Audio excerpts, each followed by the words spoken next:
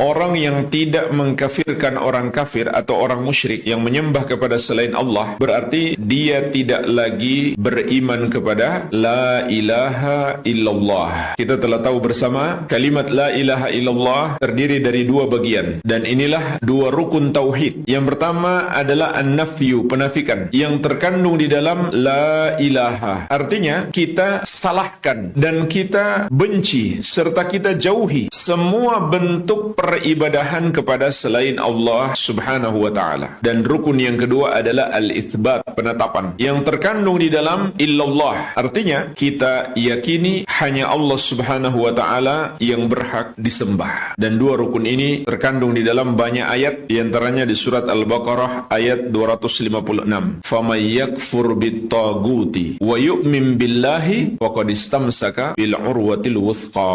Maka siapa yang kufur kepada tagut, tagut itu artinya semua yang disembah atau dituhankan selain Allah, dan dia beriman kepada Allah, maka dia telah berpegang dengan al-urwatul wuthqa. Jadi Allah sebutkan di sini dua hal. Pertama, kufur kepada tagut, yaitu mengingkari dan menyalahkan semua yang disembah selain Allah. Yang kedua, beriman kepada Allah, maka dia telah berpegang dengan al-urwatul wuthqa. Para ulama salaf menafsirkan yang dimaksud dengan al-urwatul wuthqa adalah la ilaha illallah. Oleh karena itu, dakwah seluruh nabi dan rasul bukan saja mengajak manusia menyembah kepada Allah subhanahu wa ta'ala, tapi juga melarang peribadahan kepada selainnya. Sebagaimana dalam surat An-Nahl ayat ke-36, وَلَقَدْ بَعَثْنَا فِي كُلِّ أُمَّةٍ رَسُولًا أَنِ اعْبُدُوا اللَّهَ وَاجْتَنِبُوا الطَّاغُوتَ. Dan sungguh kami telah mengutus pada setiap umat itu seorang rasul. Setiap rasul mengajari kepada kaumnya, sembahlah Allah dan jauhilah tagut. Jauhilah semua yang disembah atau yang dituhankan selain Allah. Jadi ini ajaran seluruh nabi dan rasul alaihi wassalatu wassalam. Bukan saja mengajak menyembah kepada Allah, tapi melarang peribadahan kepada selain Allah. Karena inilah yang terkandung di dalam la ilaha illallah. Maka apabila seseorang tidak mengkafirkan orang-orang kafir, orang musyrik, atau sekedar ragu dengan kekafiran mereka, atau membenarkan perbuatan mereka menyembah kepada selain Allah, berarti dia telah mendustakan la ilaha illallah dan mengingkari dakwah para nabi dan rasul alaihi wassalatu wassalam.